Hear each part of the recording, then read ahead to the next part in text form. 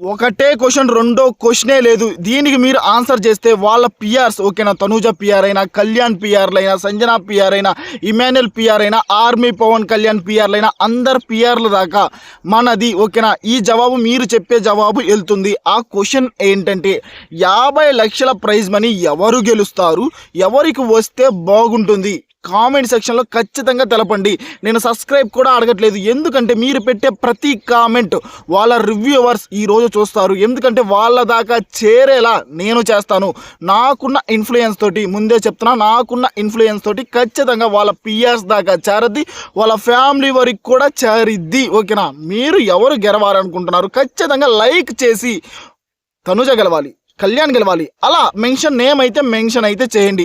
దానికంటే ముందు ఒకటైతే మాట్లాడాలనుకుంటున్నామా, సండే జరిగింది కూడా మాట్లాడతాను ఓకేనా.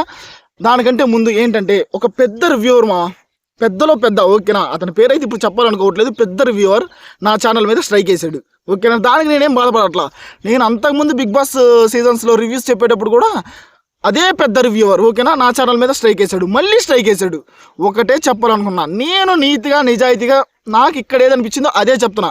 ఏ రోజైనా కానీ మిమ్మల్ని దూషించటం కానీ, మీరు అది ఇది ఎలా పడితే అలా నేను మాట్లాడటం కానీ ఒక్కసారి కూడా చేయలేదు. కావాలంటే నా ప్రీవియస్ వీడియోస్లోకి వెళ్ళి చూసుకోండి, కావాలంటే మీరు మళ్ళీ స్ట్రైక్ వేసుకోండి, నేను ఏమీ అనుకోవట్లా. మీరు ఎన్నిసార్లు స్ట్రైక్ వేసినా, మీరు నన్ను ఎంత తొక్కాలని మీరు అనుకున్నా నేనైతే లేస్తానే ఉంటాను. ఎందుకంటే నేను ఒక్కసారి కూడా ఒక్కరిని కూడా కావాలని ఇంతవరకు బ్యాడ్ చేయాలని నేను చూడలేదు. కానీ లిటరల్లీ మీరు టార్గెట్ చేసినట్టు ప్రతి సీజన్స్లో మీరు ఇదే చేస్తున్నారు. ప్రతి సీజన్లో నా ఛానల్ మీద మీరు స్ట్రైక్ వేస్తున్నారు. ఈ ఒక్కసారి చెప్తున్నా, జాగ్రత్తగా ఉండండి ఓకేనా. ప్రతిసారి ఎవడు సహకరించడు, ఎవడు సర్దుకుపోడు. మీకు ఎంత ఫాలోయింగ్ ఉన్నా కానీ, మీ ఫాలోయింగ్ మీకు ఉండొచ్చు, కానీ నా ఫాలోయింగ్ కూడా నాకు ఉంటుంది. అందుకే మీ పని మీరు చూసుకోండి, నా పని నేను చూసుకుంటాను. ఎప్పుడైనా మీ లైఫ్లోకి నేను రాలేదు, నా లైఫ్లోకి కూడా మీరు రావద్దు. ఇది ఒక స్వీట్ వార్నింగ్ మావా ఆ పెద్ద రివ్యూవర్కి ముందే చెప్పనా. ఓకే, ఇంతటితో వదిలేద్దాం. వేసుకోవాలంటే వేసుకోండి, మీరు మళ్ళీ స్ట్రైక్లు ఏం ఫరక్కే పడదు. ఇంకో ఛానల్ క్రియేట్ చేస్తా. నా వాయిస్ని అయితే ఎవడు ఆపలేడు కదా, నా అభిప్రాయాన్ని, నా వాయిస్ని ఎవరు ఆపలేరు. ఒక జీమెయిల్ ఐడి, ఇంకో ఐడి క్రియేట్ చేస్తా, మళ్ళీ వీడియోస్ అప్లోడ్ చేస్తా. ఏముంది అందులో? ఓన్లీ మీరు నా మీద నన్ను చూసి భయపడి మీరు నా ఛానల్ మీద స్ట్రైక్ వేస్తున్నారంటే అక్కడే నేను సగం గెలిచినట్టు ఓకేనా, అక్కడే నేను సగం గెలిచేసా. సరే మామ, సండే ఎపిసోడ్లో ఏం జరిగిందంటే 50 లక్షల ప్రైజ్ మనీ మీకు వస్తే ఓకేనా మీరేం చేస్తారు అని ఫస్ట్ భరణి గారిని అడిగారు. కానీ వాళ్ళలో చెప్పిన వాళ్ళలో ఒకరైతే నాకు సూపర్గా చెప్పారనిపించారు ఆ 50 లక్షల ప్రైజ్ మనీ గురించి ఓకేనా. ఆ ఒకరెవరో కూడా చెప్తాను. ఫస్ట్ భరణి గారు అయితే ఓల్డ్ ఏజ్ హోమ్కి ఇస్తానన్నారు ఓకేనా. అంటే ఇక్కడ అమ్మ నాన్న వాళ్ళు వదిలేసి ఉంటారు పిల్లల్ని, వాళ్ళకి ఇస్తాను అని అన్నారు. గుడ్, చాలా మంచిది అనిపిస్తుంది. కాకపోతే నాగార్జున గారు అడిగారు ఎంత ఇస్తామంటే, నేను మా అమ్మగారితో డిస్కస్ చేసి ఖచ్చితంగా ఎంత ఇవ్వాలనేది ఖచ్చితంగా ఇస్తాను సార్ అన్నారు. Too good. ఆ తర్వాత 20 లక్షలు, ఆ తర్వాత అట్లా కాదు, ఈ హౌస్లో నుంచి ఒకరిని అయితే తొలగించాలి, అంటే విన్నర్ రేస్ నుంచి తొలగించాలి. వాళ్ళకి ఎంత ప్రైజ్ మనీ నువ్వు ఇస్తావు అంటే భరణి గారు ఇమాన్యుల్కి 20 లక్షలు ఇస్తానన్నారు ఓకేనా. 20 లక్షలు ఇమాన్యుల్కి ఇస్తానన్నారు. ఆ తర్వాత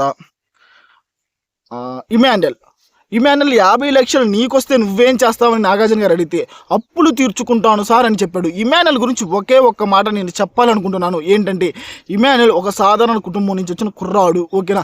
అతను ఫస్ట్ పటాసులో చేశాడు. నేను అప్పటి నుంచి ఇమాన్యుల్ ఫాలో అవుతూనే ఉన్నా. కానీ నాకు బిగ్ బాస్లో నచ్చనప్పుడు నచ్చలేదనే చెప్పా, నచ్చినప్పుడు టూ గుడ్ బాగా ఎంటర్టైన్ చేశాడు. ఇలాంటి కంటెస్టెంట్ ఖచ్చితంగా ఉండాలని కూడా చెప్పా ఓకేనా. ఇమాన్యుల్ ఒక సాధారణ కుటుంబం నుంచి వచ్చిన కుర్రాడు. పటాస్లో అతను పటాస్ చేశాడు, జబర్దస్త్ చేశాడు, చాలా షోస్ అయితే చేశాడు ఓకేనా.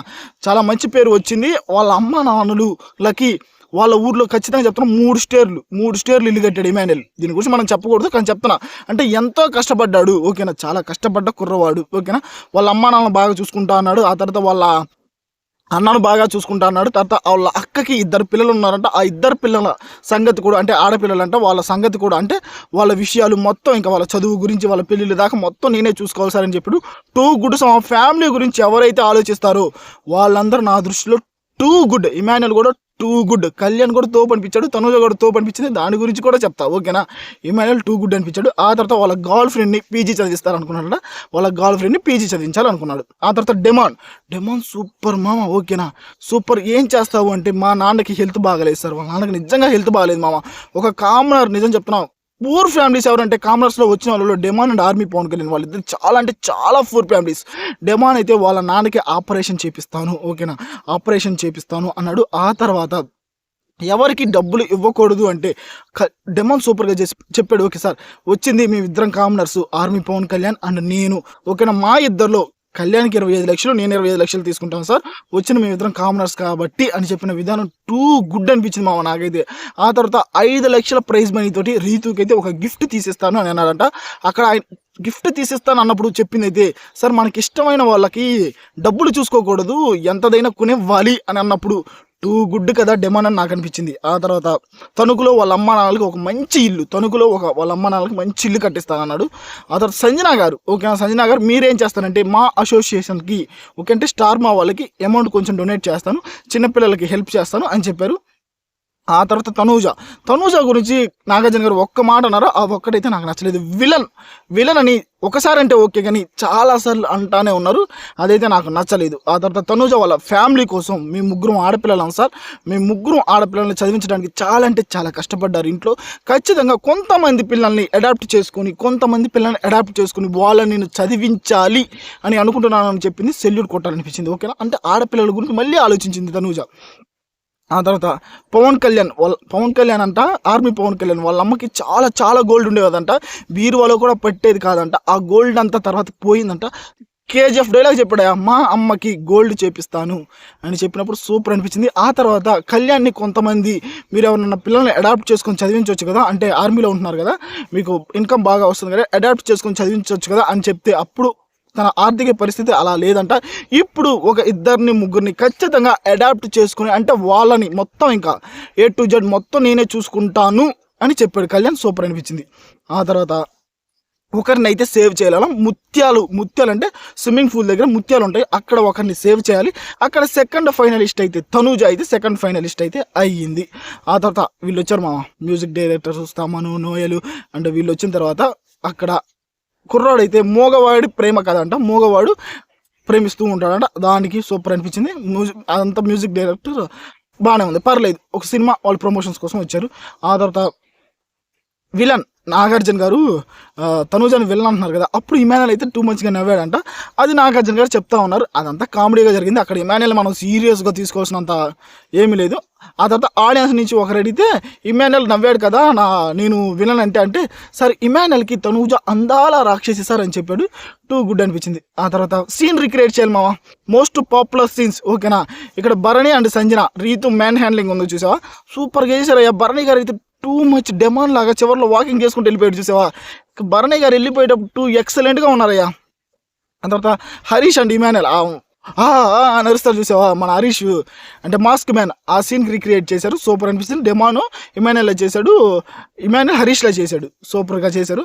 ఆ తర్వాత భరణి రీతు సంజన ఆ సర్కిల్ ఉంది చూసావా, ఇది రెక్టాంగిల్ ట్రయాంగిల్ అని, అక్కడ ఆర్మీ పవన్ కళ్యాణ్ కూడా సూపర్గా చేశాడు. అందరూ పర్లేదు బాగానే చేశారు, అంత మించి ఇంకేముంది మా సండే ఎపిసోడ్లో. కాకపోతే నాకు ఒక బాధ ఉంది, ఆ బాధ మళ్ళీ చెప్తా. తనూజ విజిల్ నామినేషన్స్, ఓకేనా, అంటే అప్పుడు వచ్చింది చూసాను రమ్య చిట్టి పికిల్స్ అండ్ తనూజ, మనం కొట్టే విజిల్ ఎక్కువ వినపడద్ది, చప్పట్లు 2 చేతుల కంటే విజిల్ ఎక్కువ వినపడద్ది అని భరణి గారు బాగా చేశారు. ఆ తర్వాత పప్పు గొడవ, సంజన అండ్ రీతు పప్పు గొడవ సూపర్గా చేశారు. అందులో ఇమాన్యుల్ అయితే కొంచెం ఎక్కువగా నవ్వించడానికి ట్రై చేశాడు, బాగా నవ్వించాడు, ఓకేనా, సంజన గారు లాగా చేసి.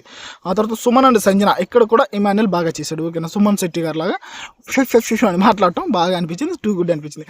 థర్డ్ ఫైనలిస్ట్ అయితే డెమాన్ పవన్ అయ్యా.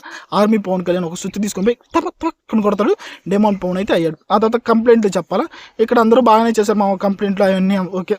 ఆ తర్వాత కంప్లైంట్ల గురించి తనూజ కూడా సూపర్గా చేసింది, ఇమాన్యుల్ బాగా చేశాడు, అందరూ బాగా చేశారు. చెప్పుకుంటా పోతే అందరూ టూ గుడ్, ఎవరు తక్కువేం కాదు.